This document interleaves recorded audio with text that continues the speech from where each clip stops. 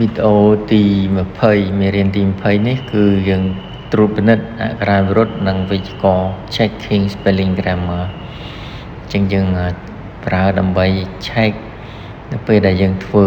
ឯកសាររួចយើងត្រូវការ check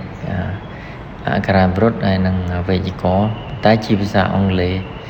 យើងមកមើលនៅក្នុង file នេះយើងឃើញពណ៌ highlight នៅខាងក្រោមពណ៌ក្រហមមានន័យថាអក្ខរាវិរុទ្ធរបស់យើងនឹងខុសហើយពណ៌ខៀវនៅខាងក្រោមមានន័យថា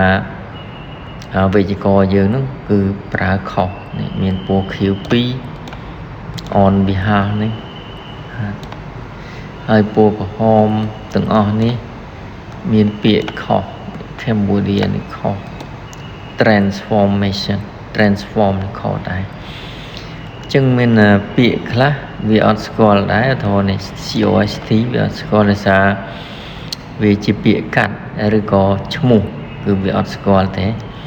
តែយើងមិនត្រូវកែចំពោះឈ្មោះឬក៏ពាក្យកាត់គឺយើងទុកសារដដែលតែយើងកែតែពាក្យអង់គ្លេសទេសម្រាប់ភាសាខ្មែរគឺមិនអាចប្រើបានទេគឺវាអត់អាចឆែកបានទេអញ្ចឹងវាអត់ highlight ទាំងអស់ដោយសារវាអត់ស្គាល់វាស្គាល់តែភាសាអង់គ្លេសអញ្ចឹងភាសាខ្មែរគឺយើងរក្សាទុកដដែលយើងចង់កែយើងព្រិនវាចេញទៅឬក៏យើងមានកម្មវិធីផ្សេងដែលឃើញកម្មវិធីមួយឈ្មោះ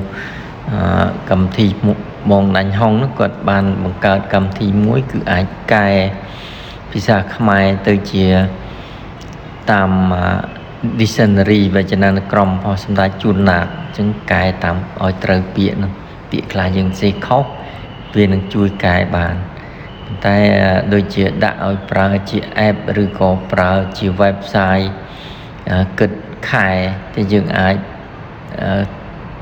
ទិញប្រើទៅសម្រាប់អ្នកដែលទៅសេសភៅ